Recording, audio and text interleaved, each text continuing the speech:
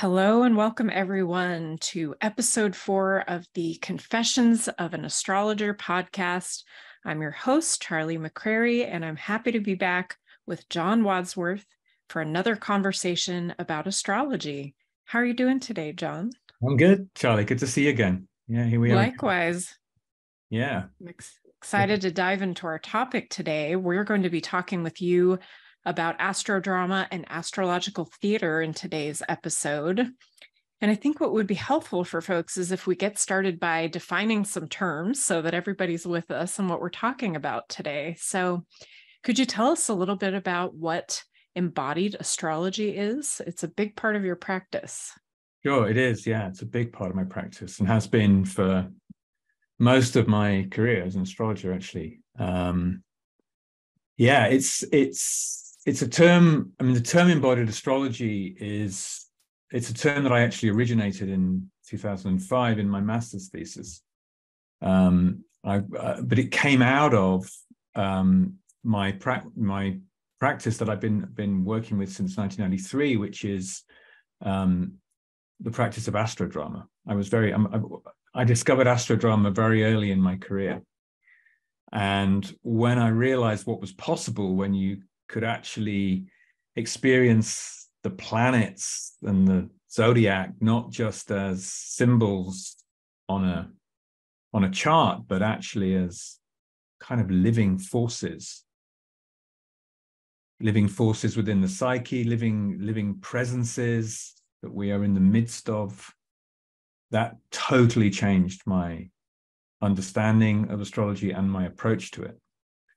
I mean, we've talked in previous episodes about, this visceral experience that I had when I first encountered astrology, and also in astrological work generally, but both with clients and in groups and with workshops, I've experienced, a kind of change of state when I'm working, as if I'm gripped by a powerful force or presence. And I think I'm close probably in my nature, my character, I'm kind of close to that experience a lot.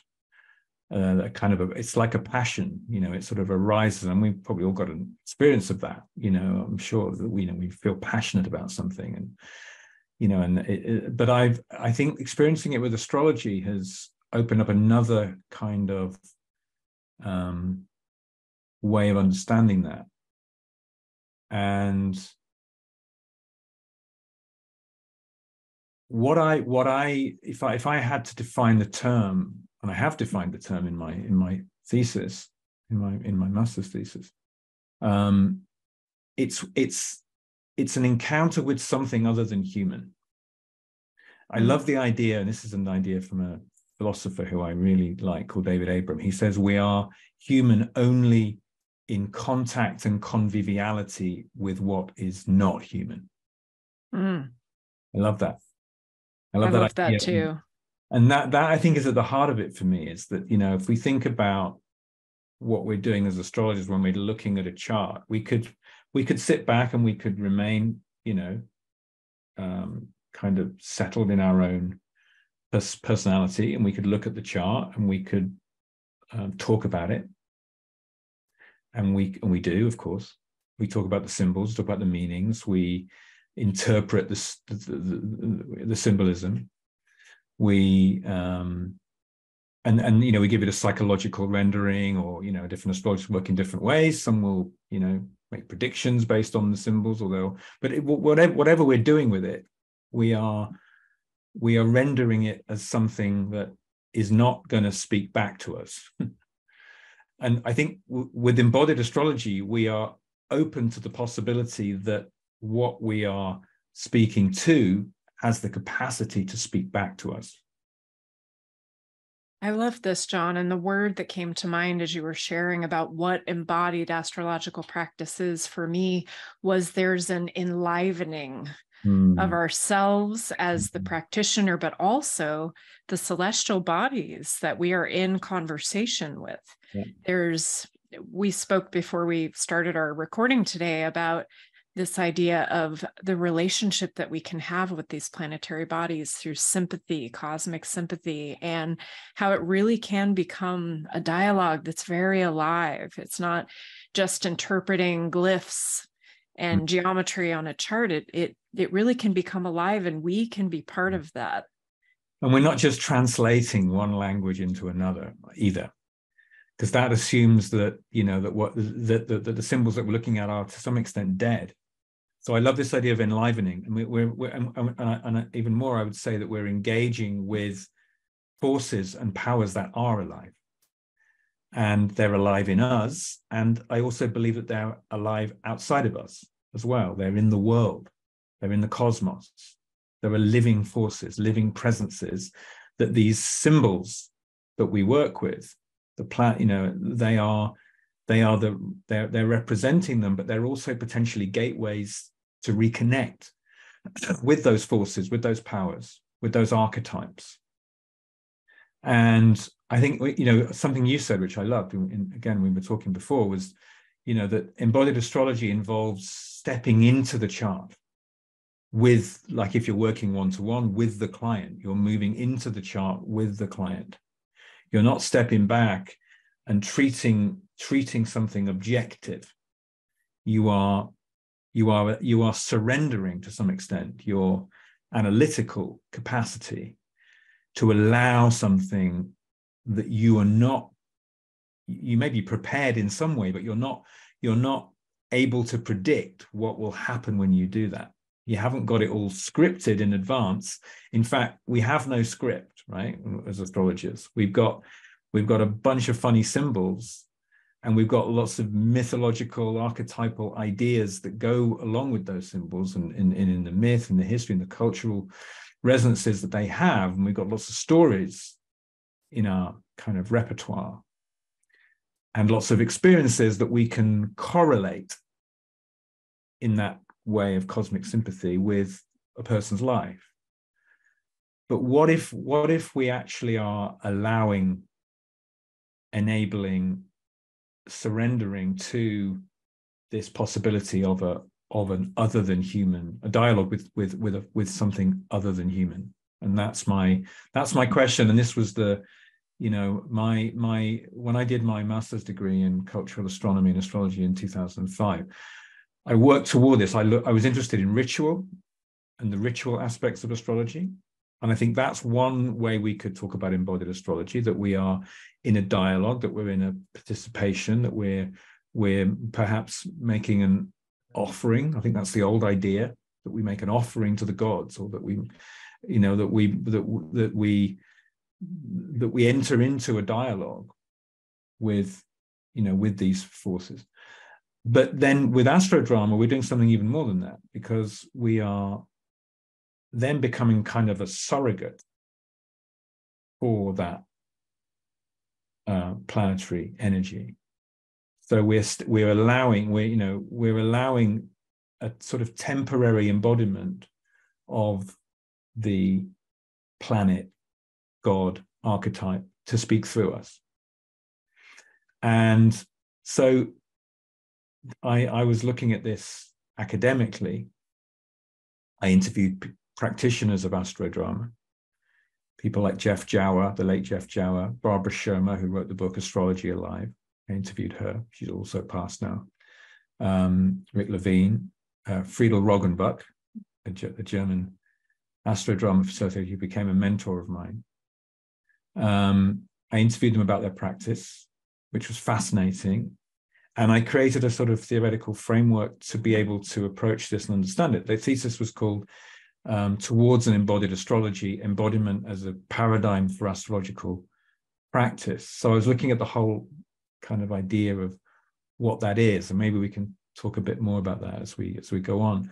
But this was all inspired from this first encounter I had in the early 90s, when I was actually, it was just like a self-development retreat, spiritual development retreat in a windmill in Norfolk in England.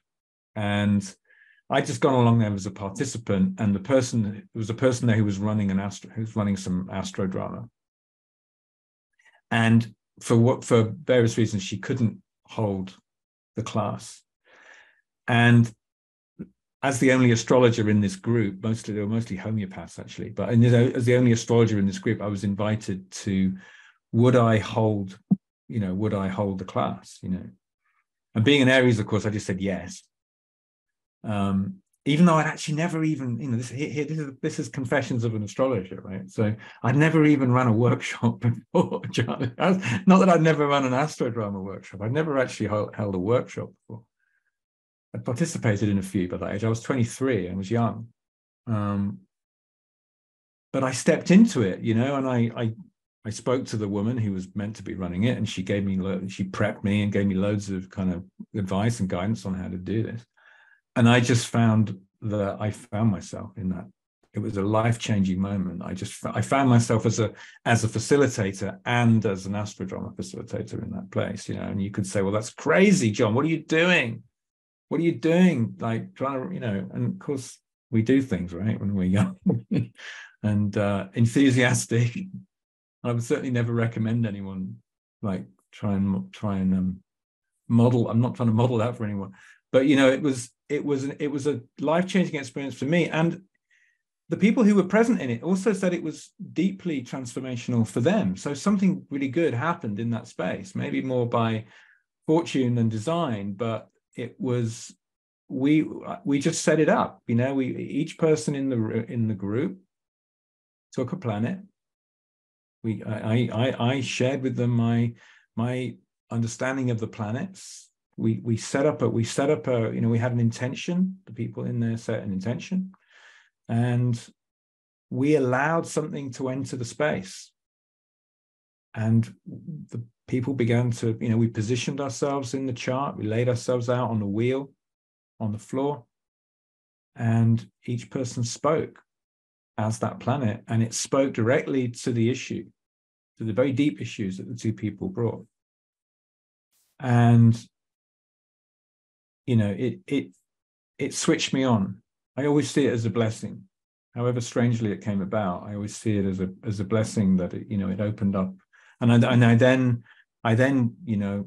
looked into, I found other people. Not many. There weren't many people doing it, but I wanted to learn then, and I learned. I experienced psychodrama, which is where Astrodrama comes from, Roberto Moreno's work. And it bears some similarities also with constellation work, which I know you have some familiarity with. And I then started, I started to develop my own way of working with this. I ran a series of workshops in Brighton in the 90s. Not frequently, maybe a couple a year or something. 1 day, 2 day, 3 day workshops. And I just found that, I found a way of working with it that was extraordinary, and it brought astrology to life in the most incredible way. And really profound things started happening, experiences of synchronicity that I'd never encountered in astrological work like that. So yeah. So what an incredible synchronicity that you ended up, it sounds like kind of at the last minute of facilitating an Astrodrama session at a very young age, having a wonderful experience. I appreciate that that's a confession on a certain level, and I'm glad to hear that it was a positive experience for you, such that you were inspired to continue doing that work for sure. And as you were talking a few minutes ago about archetypes and astrology as a language of archetypes, I was reflecting on even the ancient world. If we think back to Greek gods, Sumerian gods, so many of these deities and stories that we draw on now as astrologers, they were very alive for those people during that time. And even if we look at the stories of Hermes and Inanna and some of these other characters that we draw on astrologically, their stories evolved over time. The culture's relationship with what they represented and their journey and their struggles and their heroes' process evolved. And so I love what you're bringing into this around allowing the astrological archetypes to stay alive. And there's this potential for me that I'm feeling as we're talking about this to continue to evolve our own relationship with the archetypes and to invite our clients into that as well. talking to someone about a Pluto transit 2 years ago.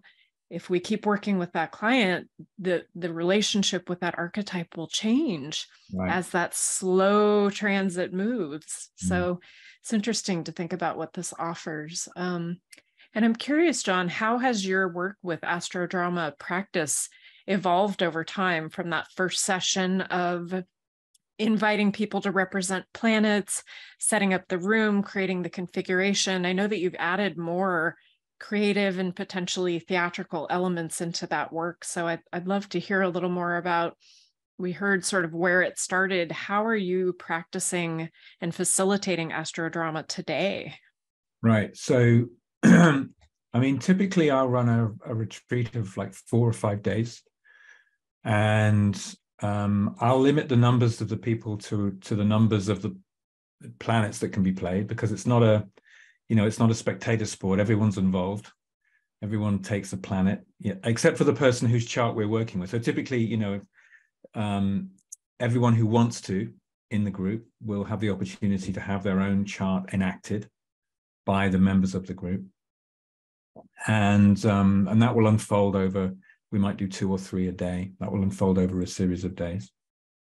And I facilitate a lot with music. So I have collected huge sort of databases of music that resonate with the planet in the different signs. So I have tracks for every planet in every sign position. I have tracks for every planetary aspect between planets. I have tracks just for the planet in its own right, just to kind of get us into that experience. So I'm very tuned to that, very sensitive to that. It's something that Barbara Shermer talks about in her book. But also it's something I learned from Friedel Roggenbach, he was the first person I'd worked with who used music in Astrodrama. And that was really, really enlightening to see that work. And I've ever since I experienced that with him, I've worked with that myself. And that's a very powerful part of it. So part of it, I'm sort of kind of, because as facilitator, I'm also, once I've set up the space and invited everybody in, and I kind of step back and I then kind of guide the process, which can last an hour, even an hour and a half sometimes. I guide it with music. Can you give an example of a couple of tracks that you might use for specific aspects or planets and signs? Anything that comes to mind? That I'm so curious now. Like what yes. would Venus and Aries sound like, or what would the Moon and Scorpio sound like? I've got Me, Myself, I by Joan Armatrading is a good one for Venus and Aries, yeah. And Love is a Battlefield, I used the Pat Benatar song. I love that. That's perfect. And I've also got tracks that are more instrumental. I mean, I have a mix of tracks with lyrics, and sometimes it's more appropriate to have so it's something, that impulse of Venus in Aries would have something around that, like Hello, I Love You, I use as well for Venus in Aries, the Doors track, like that kind of, that impulse of like, just to like that, just immediately falling in love or something, or it's that fiery, when fire comes into the love space. Yeah, so that would be an example. So that becomes a really important part of it. And one nice thing is that every participant ends up with their own playlist. I save the playlists for them, and those playlists, I partly create those in advance of the session, but I'm also able to improvise as well and bring in other tracks. I'm kind of like a DJ in a way, as part of my role in facilitating it. And DJ/astrologer John Wadsworth. Yeah, exactly. I love it. But I mean, it's interesting. I mean, just to go back a step, it's interesting the way. I mean, there were 2 very important things prior to get to that point. Is that first of all, is the setting up of the space, and because for the first day and a half, we don't actually enact any charts. The setting up of the space is I introduce each planet and each sign through a piece of improvised theatre that I do myself. And actually, that's the feedback that I get consistently from participants, is that actually allows them to feel kind of, it sets the space, it allows them to relax into the space and to feel held in the space, is that I've actually, I've gone in, we were talking about this thing of going in with the person. Well, I go in fully embodied with costume, with mask. I mean, I have a huge range of astrologically themed costumes for planets and signs. I have a set of specially made masks for the planets and for the signs. So I come in those I allow in the embodiment, invite in the embodiment, and I will come and express the planet in its own right. And of course that then enables each person to have that experience, and it gives them confidence that they can also, find their own way in with it too. So, and then an actual session of Astrodrama really unfolds primarily through the setting of an intention. We spend a good 20 minutes to half an hour really establishing the person's intention of what they want to bring to it. And then we do a minimal amount of recognition of the planetary signatures by sign, to some extent by house, although we tend to focus more on the planets in the signs because we're really working with character. But the key is that we minimally interpret the position to the point that the person has a sense of their role, because we're not interpreting the chart. We're simply getting a sense of how that planet would express itself in that sign, in that position in the chart. That's it. So they have a sense of what role they're playing. So it's about characterization, because we don't know. We're not prejudging we're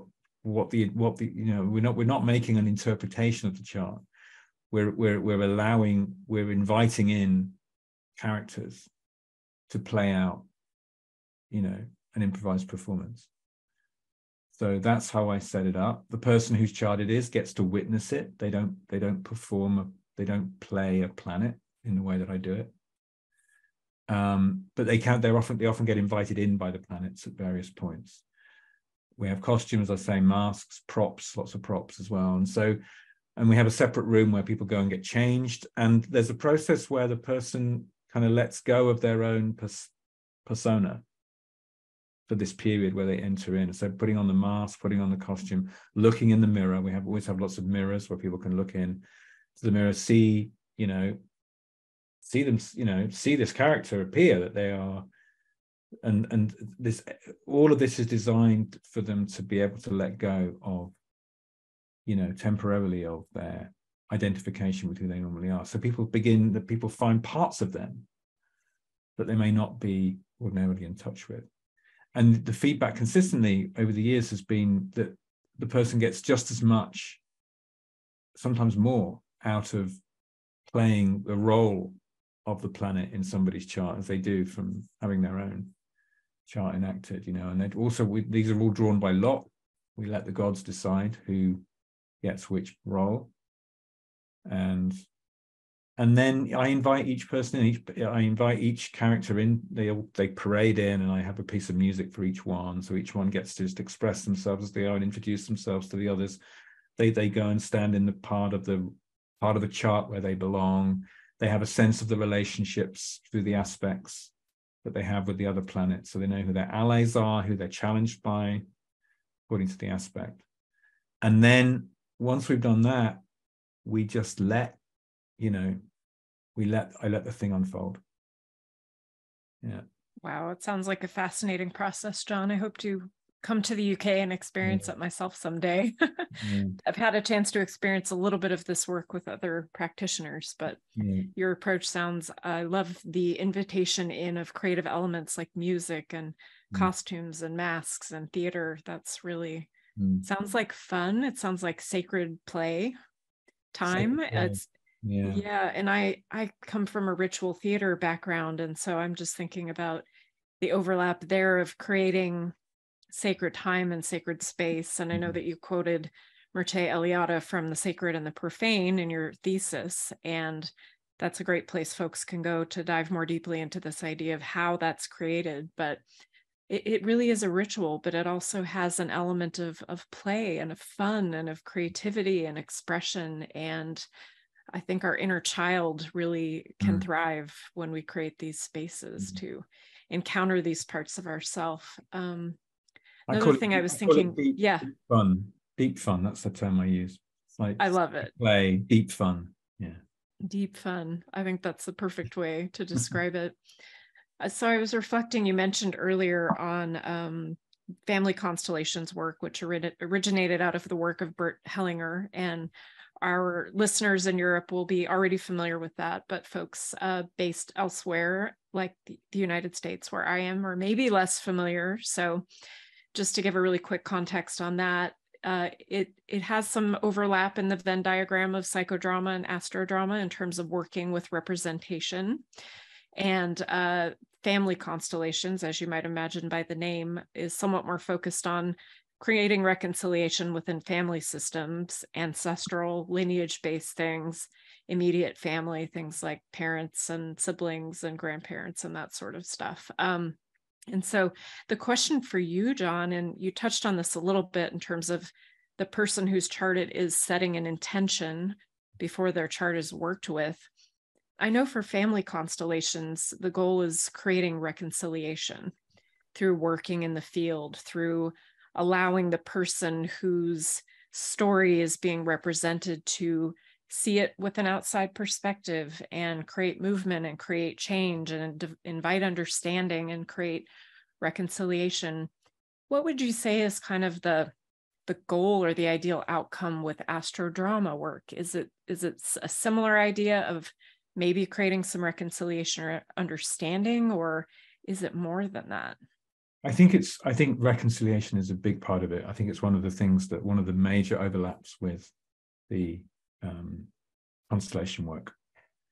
And this is something that that happens, that usually happens in a session. There's a reconciliation between the planets. I mean, the biggest difference, of course, with psychodrama or constellation work is that you're not embodying family members, but you're embodying these archetypes, right? And which gives what James Hillman used to call a mythic distancing from what is familiar, from what is known, and you're stepping into another field, if you like. And of course, a parental figure may show up very strongly through a Saturn position or a sun or something, or the mother maybe showing up through the moon, or whatever. So the family members may appear, or maybe very much being experienced, but but it's not bound by that, of course. There's so many different ways that a planetary archetype can show itself. But this, what often, what the way a piece often goes is that, first of all, you really experience the conflict. The conflict becomes apparent, and some planets will predominate over others. And it may be that one planet is feeling, if you've got the moon, let's say, in a hard aspect with Saturn, then the moon may feel really crushed and really controlled and unable to express. And so you really get to see that played out. You get to see that maybe the strong Saturn, who's, and you might be able to see then also that maybe from Saturn's perspective, this is about protecting the moon. Whereas from the moon's perspective, it's like, well, you're just trying to control me. And so seeing that, of course, can be very liberating for the person to see that playing out, and actually to almost then because of course the person who's having their chart played out is seeing themselves in each of the planets, more perhaps a personal identification with the personal planets. But they can see that part of themselves, and they can see, having that distancing, can see how dynamics are played out, of course, and they could see that straight away in the family dynamic. Or there's my child, the moon, and there's this overbearing parent or teacher from an early guardian from an early age, just really on my case, and then how that then plays out later in life. And that, so a strong aspect like that might become a theme in the piece. And I also do smaller pieces. Sometimes I'll just play with a few planets, maybe even just 2 planets. Usually I'll go with 3 planets. So I also do shorter pieces. And if we really want to work with a particular dynamic in a chart, that's how it would go. And we'd look at that specifically and really hone in on that aspect. There are lots of different ways of setting this up. but always with the goal that there is some kind of reconciliation and some kind of shift of consciousness or shift of awareness, let's say, that there's another way of seeing it. But there's also this sense that, and this is something that becomes apparent as we keep doing it, is like the planets have kind of, it's their drama. They're enacting their drama, and we're kind of receiving it, which again gives a sense of the distance. So, well, I experience this as personal, but there's a transpersonal aspect to what's happening, and that can also be very liberating when you realize that there's a transpersonal aspect, particularly when you start, when the outer planets are playing. You realize they don't really care too much about your personal struggles. They've got this whole other thing going on, and that can be, to be able to see that and to be able to recognize that can be very very enlightening. And so much is happening. There's so much going on. So there's for everyone involved, there are all kinds of deep insights happening, and I think there's a healing. I mean, for my own intention, I set this within a context of healing. For me, this is ritual healing theatre.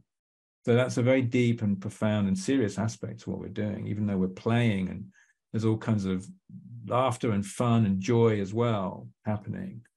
There's also deep healing going on, and it's a healing of perspective. We're healing the perspective, and that's often what the person experiences when they're when they're seeing their planets played out by the group. And it's one of the extraordinary things, Charlie, is that often people come to the sessions without much astrological knowledge, and it really doesn't matter. It really doesn't matter. That's the beauty of it. It's an incredible leveler. And sometimes the people that come with a lot of astrological knowledge have to actually go through the process of letting go of some of that analysis, because they'll be the ones quick to analyze the position, which of course is useful in the group, because this is why I really enjoy it when there are different levels of experience. Yeah, I was curious about that, and I think we've talked about this before outside of podcast space, but this idea that sometimes, and I've witnessed this with constellations work as well, the naivete of somebody who doesn't know a lot about the subject, the work, the topic. They're not infusing what's coming up with any personal belief or practice or knowledge is a benefit to the process. Right. So it can be really beautiful to have that vulnerability and just openness and naivete. Real wisdom can come through in those moments for sure. Yeah. So that's kind of, I mean, there's a lot more we could say about it, but I don't know. I was also just drawn back a bit to the conversation we had earlier as well around how this comes into one-to-one work. I know we talked about this, and we both got ideas, and this idea that we go in, that we are surrendering as much as we have our way of analyzing a chart, the capacity as practitioners that we can surrender what we know to allow something to speak in a session, with a definitely allow something that there's something other, some psychic force that may speak to us, and that's not to say that we don't need to be deeply grounded and knowledgeable, because we do. I think the more deeply grounded we are in the practice, the more likely that actually is to happen. But we also have to check our own desire to want to control the situation, because as astrologers, we can very much get into wanting to control how the information is delivered or interpreted. And so this tension between the control that we need through our practice and the openness that we need to retain in that this can go a way that I couldn't foresee. Yeah. And in that sense, the astrodrama and the one-to-one consultation actually have something in common. Yeah. quite a lot. Just reflecting on the vulnerability of coming into a chart, either in a group setting with the astrodrama, as you were talking about, and then in the one-to-one time with the client, being willing to surrender part of what I know and my ego and my lived experience to come into what a Pluto-Venus opposition might feel like to have. Okay, if this were my chart, how does that feel? Okay, I'm gonna sit, I'm gonna drop in, I'm gonna embody that Venus. I'm gonna feel that energy across the circle, 180 degrees, that Pluto, and just the experiential wisdom that could come through, the vulnerability of doing that, and the deep empathy and sympathy that can be created in the client astrologer dynamic through doing that, versus just, you modeled it so beautifully earlier, you kind of lean back, well, I'm the astrologer and I'm over here and I'm separate from you and I'm going to tell you what I think this means.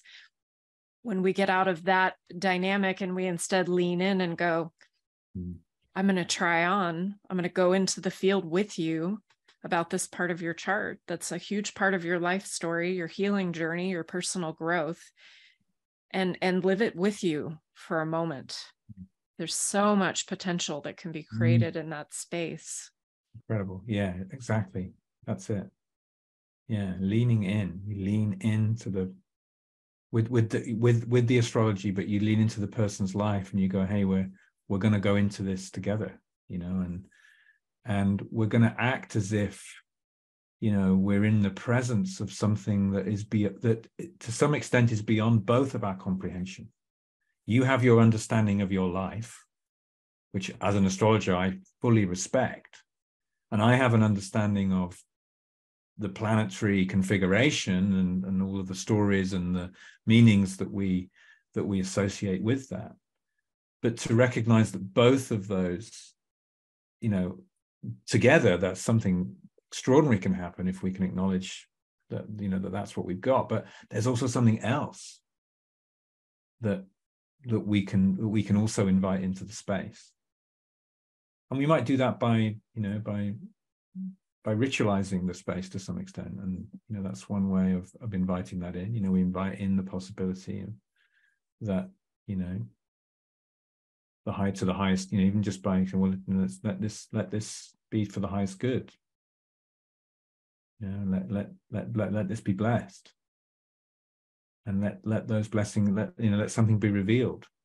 I always have a tune in before I see a client, and just like, let my words be blessed with the wisdom of the spirit of the planets, the zodiac. Let the words that come out of my mouth be blessed in some way, so that they are, they're coming out of my words. They sound like my words, and they are my words to the extent that, somebody looking in might say, but that they might just be touched with that bit of magic.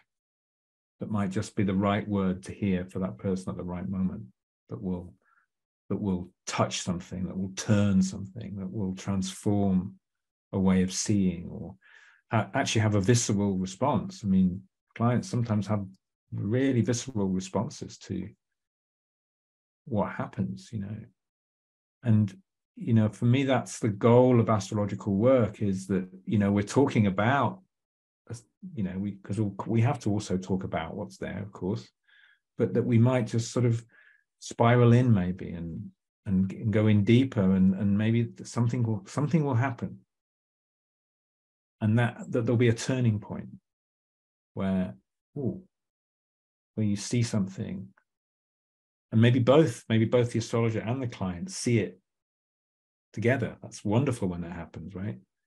Like, there it is. It got revealed, and neither of us could have predicted how that would happen, but it did. And that happens very much in astrodrama. That is a very common experience in astrodrama. I think it sort of ups the stakes a bit, ups the possibility, because you really are entering, there are levels of, surrendering, allowing in that temporary embodiment that can, really reveal things in an extraordinary way. another aspect of it as well, when we've done a piece, when you've been a planet, is to de-roll. We do a whole piece around that's very important. I think this is probably, I'm sure this is also a very important part of psychodrama work and constellation work. I know it is.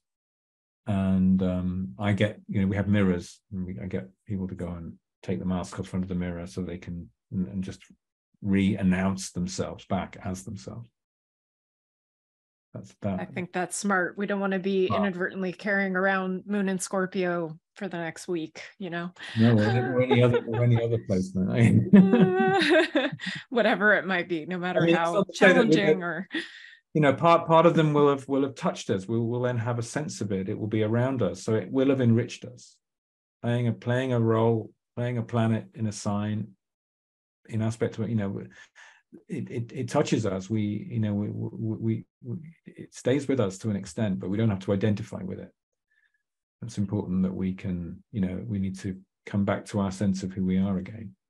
But it does change you. It's one of the deepest. Some astrologers look at astrodrama and go, well, that's a bit of fun, or that's, almost like, well, that's not real astrology. It's not. I know that's. I've come across that. I'm sure you have as well. Yes, I've definitely heard this as well. And my first question to them would always be, have you actually experienced it? I mean, it's we all have our opinions, and they all have validity, and go to a session of it and then tell me that your relationship with planets and signs and aspects hasn't grown or evolved in some way. Because it does, inevitably, no matter how much we think we know.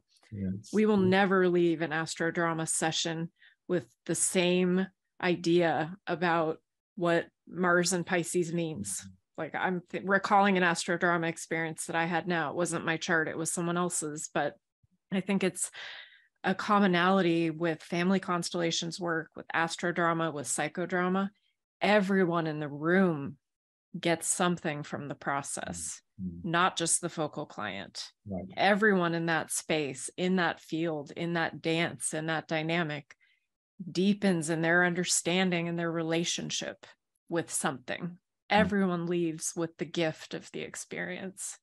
And I've had only very few astrodrama experiences, but they've changed me. They've changed my relationship with planets and signs, with aspects. Last summer, I attended an astrodrama retreat on Kauai, and we worked extensively with Sedna, which I don't study or really even work with or know much about, but we brought her in to some of the astrodrama experiences, and it was a lot of fun. So I got to start to develop an understanding of what Sedna might be about. So it's very interesting. Amazing. Yeah. I mean, I consider it the most profound aspect of my work.